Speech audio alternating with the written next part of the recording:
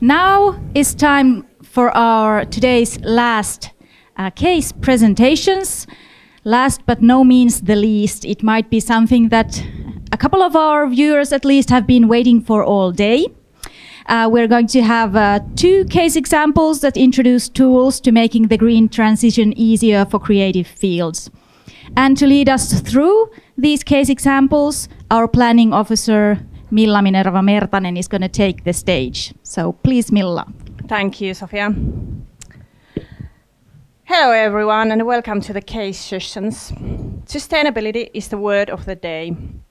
It is a new normal that each of us should aim to achieve every day, especially when we seek ways for future sustainable practices, business methods, and approaches to artistic activities. During these 2 case sessions, we are able to hear inspiring stories where sustainability values are integrated into artistic work. And as an audience, you're able to join this conversation already during these presentations. Please use the Mentimeter again. You can see the code over here. You can use the QR code, or then just use your web browser and go to the menti.com webpage. And the code is 457717 and 1. And you can leave comments, questions, and opinions to the stage. So we will have very inspiring presentations, and you can comment all the time during the presentations. It will be fascinating. This new way we're going to do this. But now to the topic of the Greener Creative Field session. First, we are going to meet Hans Antonsen. Antonsen is the theater manager at the Norske Teater in Oslo. He's a former CEO of Kilden Performing Arts Center in Kristiansand and has held various positions in politics and communications. Today, here, for us, Antonsen will present us a Theater Green book, which is a toolbox for greener theater productions. Welcome, Hans. Well, thank you. It's good to be here. Even though we are going to speak about theaters, we are not going to leave the triangle technology, arts, and sustainability. Because theater in itself, it's a very old and proven technology of imitating or recreating human life in front of a live audience. It might be low tech, but it's persistent, it works, and I think it will, even though we are challenged by other medias and things happening on our screens all the time. My task here is to give you a glimpse of what the Theater Green book is. It's a guidebook for theater and for theaters to become sustainable. And reality actually leaves us with no choice. We have to become sustainable. We have to find a path towards sustainability. There are damages that can't be undone. But on the other side, there's no pointing being pessimistic now. That is not an interesting role. We have to believe that it is possible for everybody to contribute to a sustainable future and a world that is better to live in for people than today. So it's a tough challenge, but we have to face it and try to make to create something that is better out of it. The Theater Green Book is an acknowledgement that sustainability, the climate crisis, is the most vital human conversation today. And if theaters are going to have a part of it, play a part in it, theaters themselves must become sustainable. So the Green Book is originally developed in the United Kingdom during the pandemic, and then it has expanded to a lot of theater makers across Europe, and it's based on the insights of the practical insights of theater makers, and it's combined with reliable methodology by sustainability experts.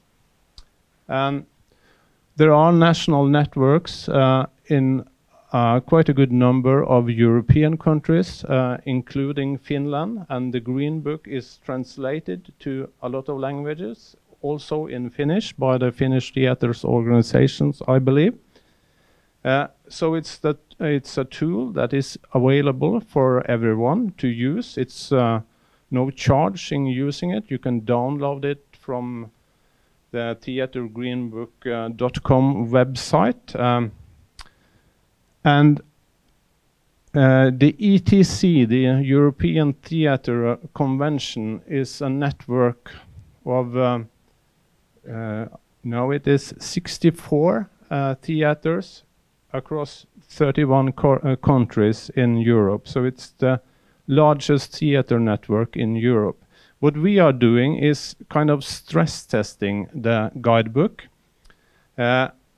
It's good as a guideline, but how does it function when it meets the kind of hasty working environment of a theater, where you are always, or at least in my theaters, quite often behind the time schedules. There's a lot of stress.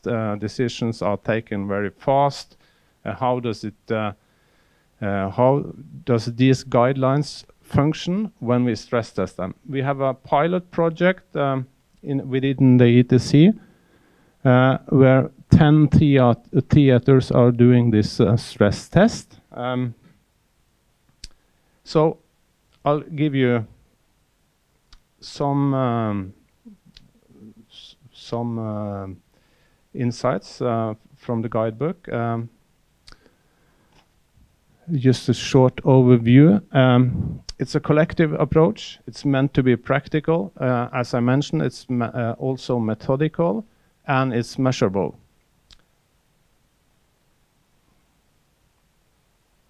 It has 3 areas that are important. It's sustainable productions, where the goal is making productions as sustainable as possible by moving from a linear to a circular economy for theater show. Then it's about making buildings sustainable through better insulation, more efficient equipment, and renewable energy.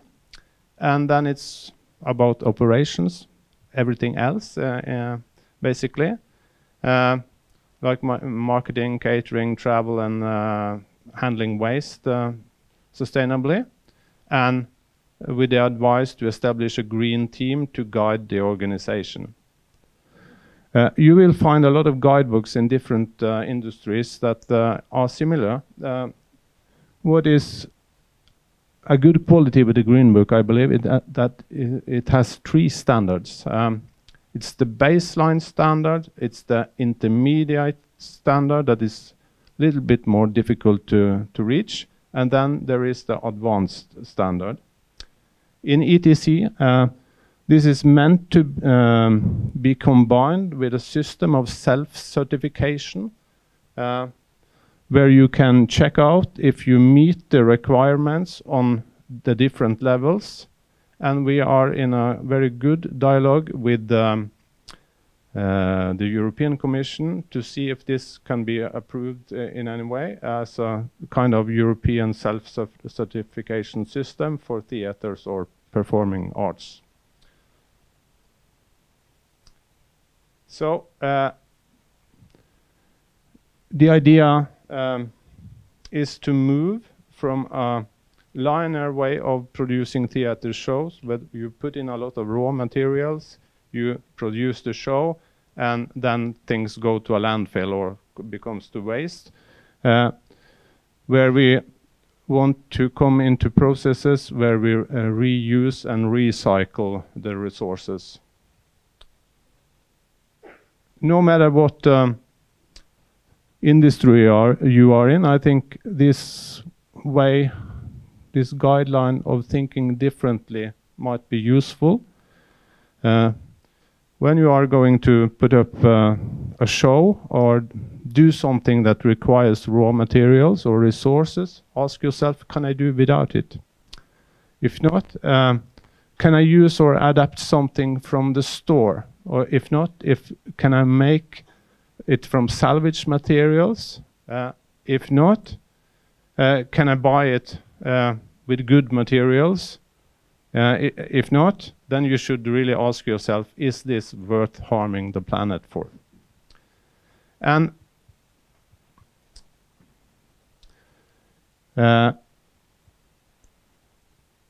the collective approach means that every group of people that has a role in making a sustainable theater show, they have their roles in different stages.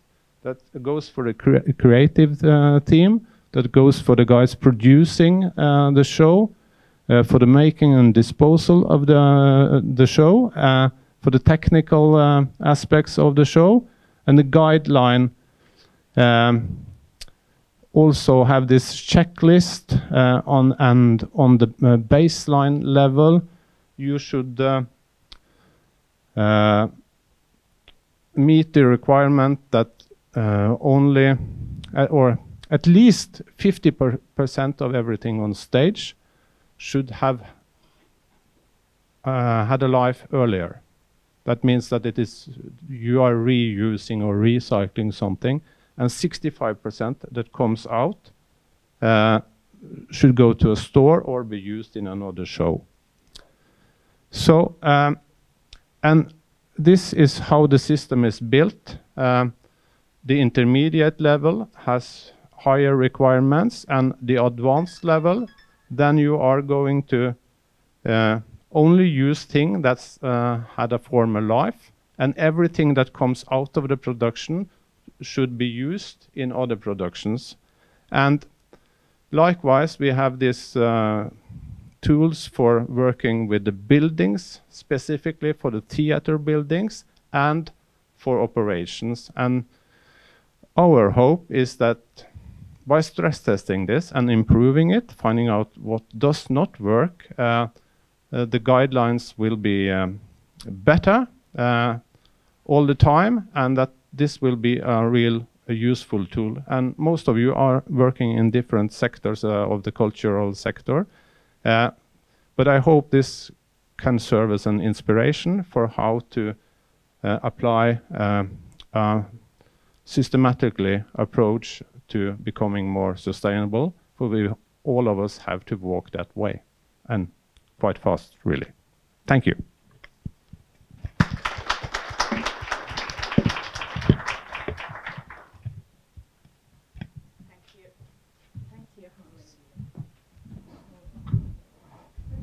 Thank you, Hans.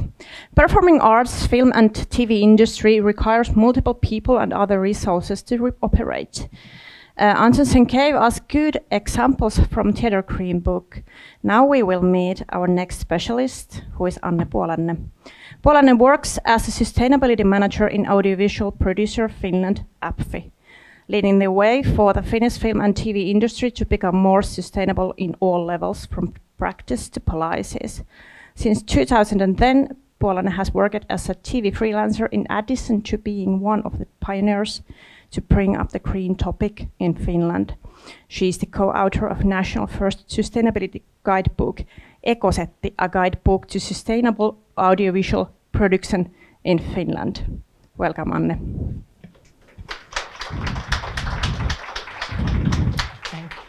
Thank you. First, I will want to start with a question. Whom of you does never watch films? You never watch films? Wow. Sorry, you're what? You don't even watch short films? They are films as well. Okay, well that's a first. Whom of you does not watch any TV? If it's the actual TV or online, on demand, the news. What an audience, thank you. 2 people, that is the, well, I've never asked this, so. Anyways, hi, thank you for having me here. This being said, most of you, not looking at you and you, but most of you are the audience of my work. So most of you know film and TV, like the end result, the end product, but like how many of you can say that you actually know the processes behind it? Like you know how many hours and minutes and days and months it takes to create even 1 minute of something. If it's kids animation or a horror film or whatever. There's one episode of Game of Thrones, it took 55 nights to film that one episode. So think about all those resources. I'm here to tell you a bit about the very hands-on, meaning Ekosetti, and then on the top level about the industry and how I am changing it. So I will start with me. And that is me on Sunset from some years ago. And there's a reason why I'm talking about me, because for some weird reasons, it's this topic is very much related to me, like how my history has been. It's the same with the topic, how things have been. So I've worked in the industry since 2010, and I did this final thesis in Finnish in 2012, and that was actually the first ever anything on the topic of environmental sustainability in Finnish language. I was optimistic then that obviously people are interested in this, but they weren't. So I just continued working in the industry. A few years ago, I made another final thesis, and that was about more on the on-screen. So the first final thesis was off-screen, and the second one was about like what is happening in front of the camera. They can be talked separately, but obviously they are very much connected. But my work for now has been more about the off-screen, and that is what I'm going to share you also a bit more. So I work at the Audiovisual Producers Finland, APFI, but I'm also active talking about the topic globally and yada, yada, yada, you know. So Ekosetti, that was written in 2019, and it was translated in 2020. It's free for everybody. And I think that's a very big, important thing to have, so that people, because it's a hard and very personal topic as well, so nobody wants to really pay to have the basics for you. So that has been a good thing. We had few starting points. It needs to be free. And then we wanted to write it in a way that it's for people who already know the Finnish production culture. So if you read Ekosetti, you're from abroad, there might be areas that are not so familiar to you. But we wanted this to be something in Finnish for the Finnish audiovisual industry. And very practical. So from a level that if you don't know anything about the topic, here is something for you, like something to grasp on. And obviously we wanted it to get old soon, meaning things change and things evolve.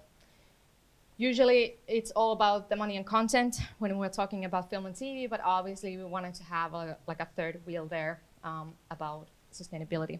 Here are a few pictures. It's 19 pages. Go and download it if you're interested. I won't go to the details, what we wrote there. If you're lazy, like I might be some days, that's the last page, so it's like a tiny conclusion, so you don't have to read the whole thing. So was it a success? I would say yes. As my and the other author, Kaika Astikainen, we both work in film and TV. We do the long hours on set, so we really feel that because the people who we were talking to, they kind of knew us, so they we weren't like outsiders telling you that, okay, you need to do this, but they were like, I feel you, but we still need to change. So there's like a new level of getting the topic out there. Ekosetti is easy and catchy name, invented by me. It's been downloaded nicely, I'd say. And now it's used in like teaching material and by film commissions and all that. And in many ways, it was a turning point in Finland. I totally forgot to check what's the time, how many minutes I have. 5 minutes, it's okay. So from Ekosetti, that was 2019. From there, it's quite of a short road to the current situation. In 2012, I said in the final thesis that we need to have like a rooftop organization like leading the change. And now I am there working in that position. So did not see that coming, but that was fun. In 2020, we had this roundtable meeting with all the main stakeholders of the industry. And we talked about like, where are we at and what should change. And this was the thing that we realized that we have like zero knowledge on how our industry is when we're talking about ecology. So eventually we had the roundtable meeting. We started this type of collaboration. So we have all the broadcasters on board, all the main film funders, all the film commissions on board. So they are funding my work, and we're like trying to push it so that the whole industry is changing. We got the first numbers on the chart you just saw. So the first statistics last spring, and the next one will be out next spring. So we are, collaborating with the UK toolkit Albert. So they provide, these are like all the stakeholders they have behind them, but like we all know the EU legislation, it will be updated, so we need to be interested in this, even though we might not be interested in planet. That's also the reality. money says that we need to change. I don't care what rocks your boat. Like, let's just like move forward with the topic. So here are a few examples of the statistics we got. So you can download the full report in Finnish or in English from APFI's website, seen there. So the toolkit is only about productions, and obviously that doesn't tell about the whole industry, but we need to start from somewhere. I saw it in a way that we need to understand how the productions are done, so that we need to, like, we get some numbers so we can be smart about what should change. So last year in 22, we had 23 productions calculating their emissions, and those are the emissions. And the green color is travel and transport. So in order to create 23 productions, it's a lot of traveling, and that's the problem. Obviously, it's only 23 production. It doesn't represent the whole industry, but these are the first numbers we're getting. Out of those 23 productions, most of the traveling emissions were air traveling, and out of 23 productions, only 6 productions flew. So there's a huge difference how you're creating the production you're making. I used my imaginations and some calculations. So I calculated that this is the emissions per hour. So in order to create 1 hour of film and TV, it creates 6.5 tons of carbon dioxide. And those are the actual numbers. So how about if we had like 0 flights? What are the numbers then? It would have been 2.5. So because of 6 productions flying, we have the chart on the left and not the chart on the right. Food. Not the most important, but the topic we can all relate to. You need to eat. So the 23 productions ate around 10,000 meals. So it's being said there. What did they eat is here. So it's the amount of meals and how much emissions were.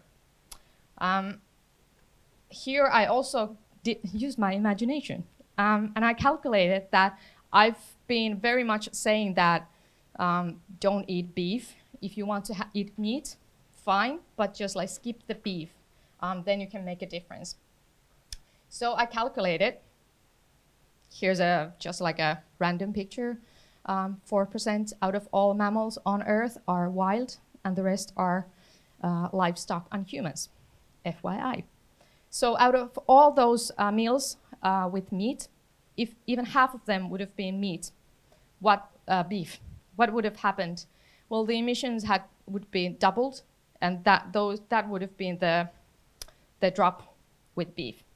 So that the productions made conscious decisions on skipping beef, they actually made a big difference. Just a tiny example what type of changes you can make. And finally, we have something here.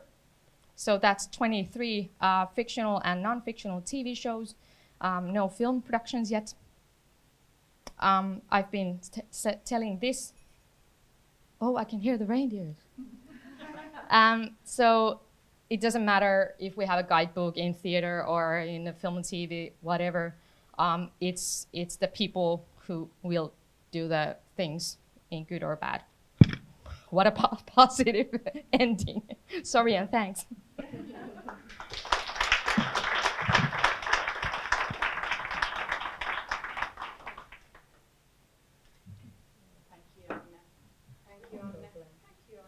Thank you, No Anne. problem.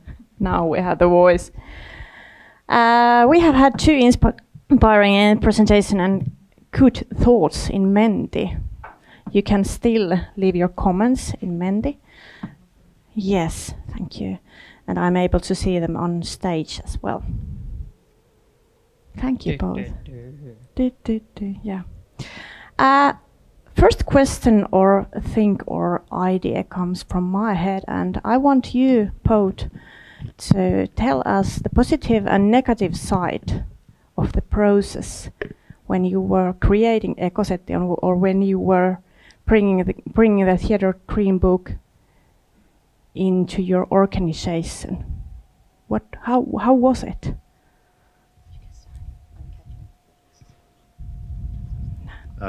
We have done a lot of interesting errors and made some failures, I think.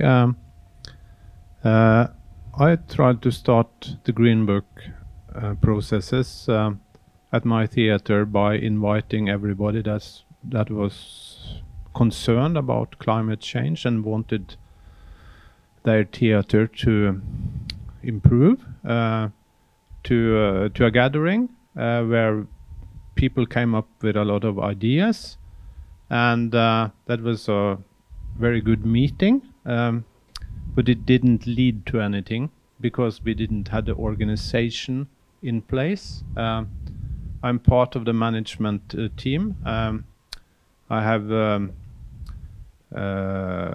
We are a team of 8 persons, and all those 8 persons in the management team at the theater must also be committed to this. So it doesn't help me sitting in a room with 50 employees at the theater if not the whole management team wants to do this. So you have to both work with your colleagues, all of them, but you also have to set up a structure that makes this a top priority for the theater. And it's not the top priority at the theater, I must be honest to say that. The top priority is, of course, to make magic theater productions and then to cope with quite struggling situation in finances. But it's high on the agenda. So now we have put some effort in to have the commitment from the whole management group and a dedicated steering group for the Green Book project, and then the project flows better than it did before. And that is also important for all the employees that are enthusiastic about our theater becoming greener, that they see it actually the whole theater is taking this into account and wants to do something. Okay. It sounds like you are doing some sort of value work inside of your organization. That what are the values you really want to do? And it sounds very good.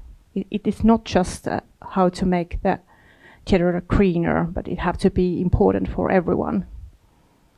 Yes, I think that's the only way you can succeed, because both the Ekosetti and the Green Book is a practical approach to this, and as you said, Anna, it's people that makes the difference, and people are in different areas of a theater or in a film production.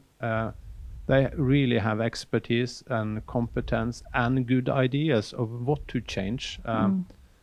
But also the theater must, or the management, regardless of the industry, must be, they must communicate very clearly that we are interested in change, and we are giving it the time and resources needed.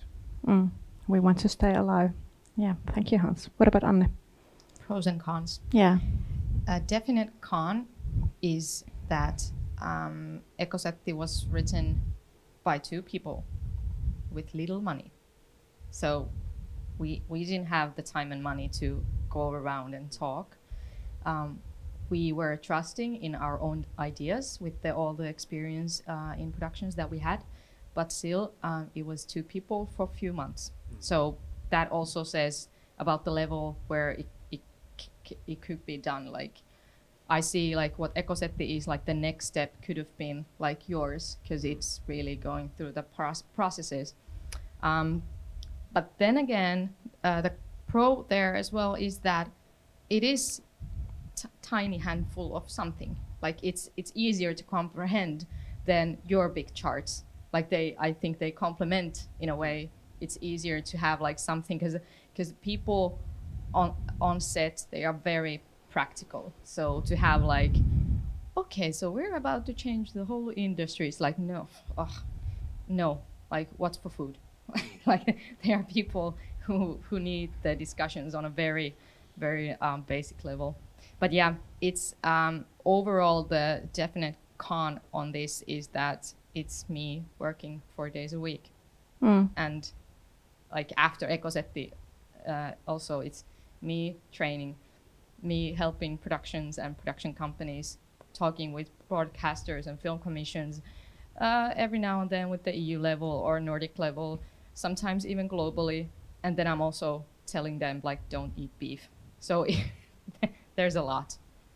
So it's not sustainable to have only one person on this, but it is what it is. Yeah. What about the positive sides? Positive sides. Well, I get to go and change the industry. That's a definite positive thing. I think it's, it touches in the right places where when you've written something and people are still reading it and they're saying like, well, your thoughts are good.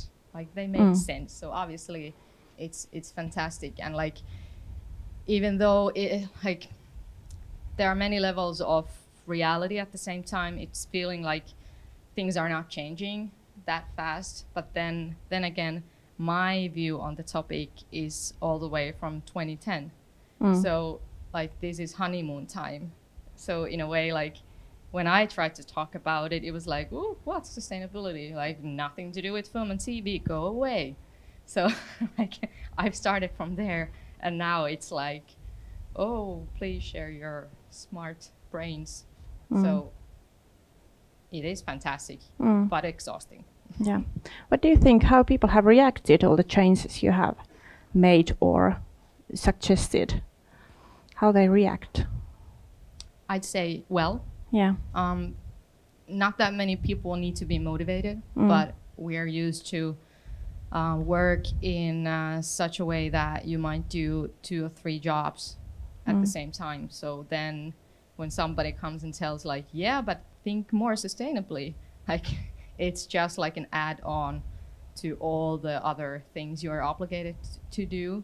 So if you're not told that, okay, there's this topic, sustainability, and there's money for it as well, like then it's just not going forward if it's not like a true value for you as a person. But yeah, I'd say the film and TV industry is interested, but we really lack resources of adapting the topic in a genuine way. How about you, Hans, and theater?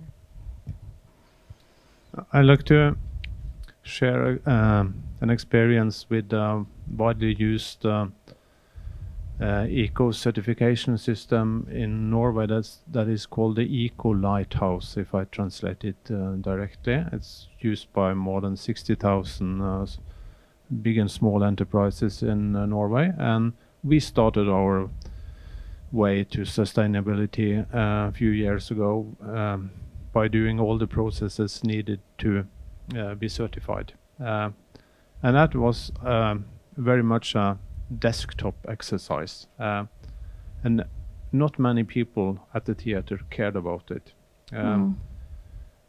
But we did define things like traveling policies and such things, but people are not following them if it's just something the theater manager or the management group has decided in a meeting. People need to take part in it if they are going to sort of live the new practice. What we see is that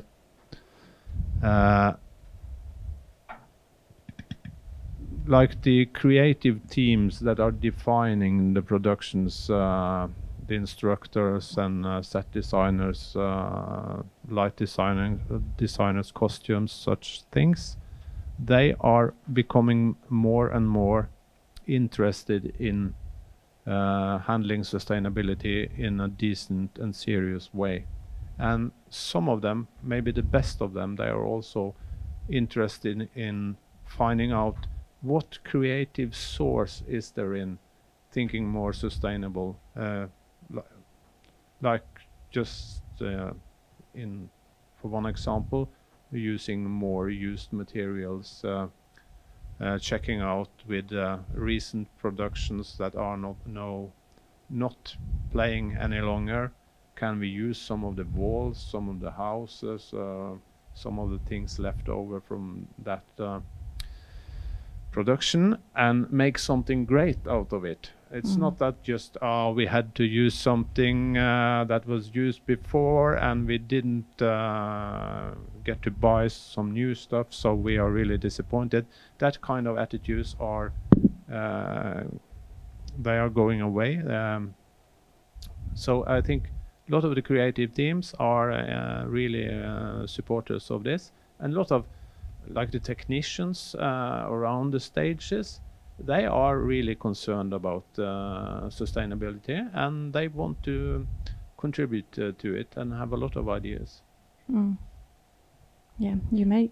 Yeah, continue. Yeah, and also the thing that we're mostly now talking about, the things that the audience can not mostly see. It's about, like, you're talking about the buildings and like how to build the sets and what type of decisions are made in whatever the part is. And same goes for film and TV. Well, we have like the shootings, we have the costumes there, obviously, well, they're also in front of the camera, but there's the logistics, there is food, there is so many elements and resources that is never seen for the audience, and most of the audience doesn't care. They still want to see the newest Marvel because they're fans. So if someone is saying like, well, it's very not good for the planet, the odds are that they don't care. If there's like something very weird, like for example the beach in 2000, the Leonardo DiCaprio movie, because of that the beach was actually closed for 20 years or something, because it was like there were so many tourists there, like the fan tourists. So the audience who we make our products for, like they most of them are not that interested in the topic. And the problem is also that, for example, you don't make this same movie twice. So we make products like one time, like that's the one movie. You don't get to have like a second round on it.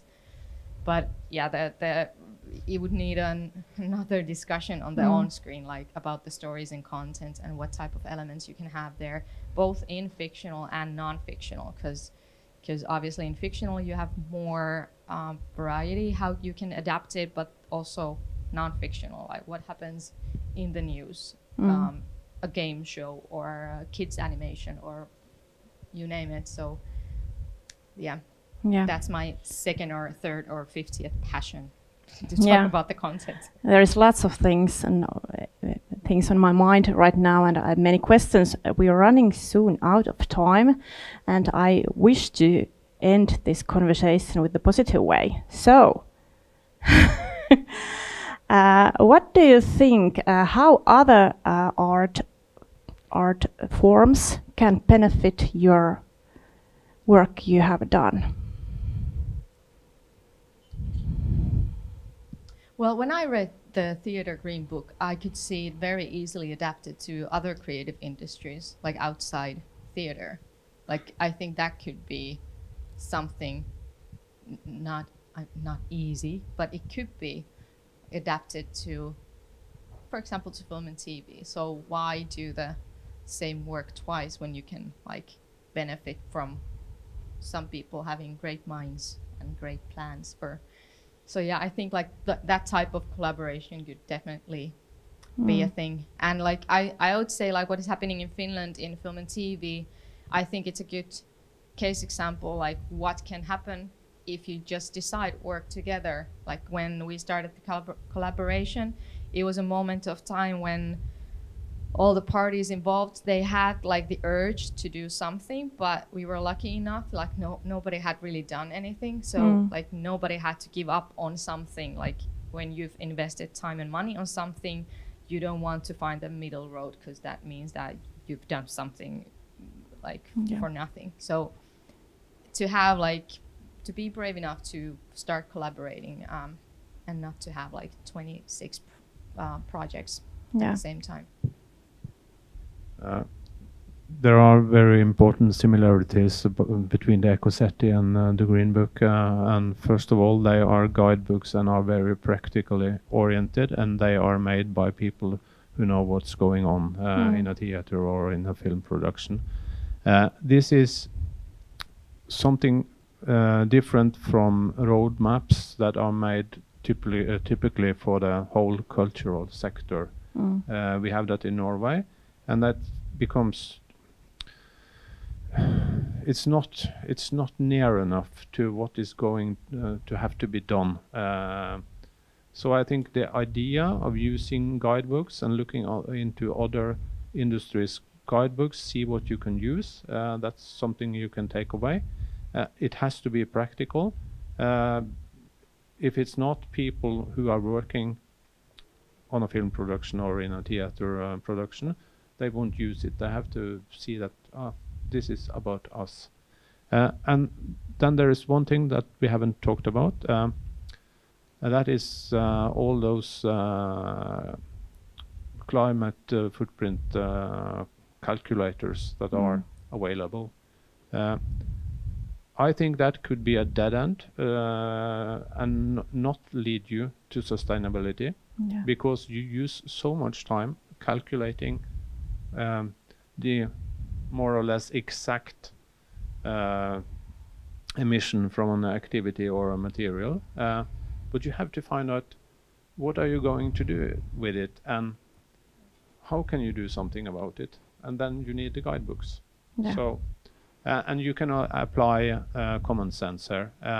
You know that if you go from something that is a cheap material with a lot of pollution and a high climate footprint, if you find a better alternative, you are improving. You don't have to know exactly how many kilos CO2 you are saving the planet from. You just have to trust and be sure that you are moving in the right direction. And I believe in the sum of all those small steps of people making a difference. So quality and action. Yes. Is it something like that? Thank you, Anne, and thank you, Hans. Let's give them applause.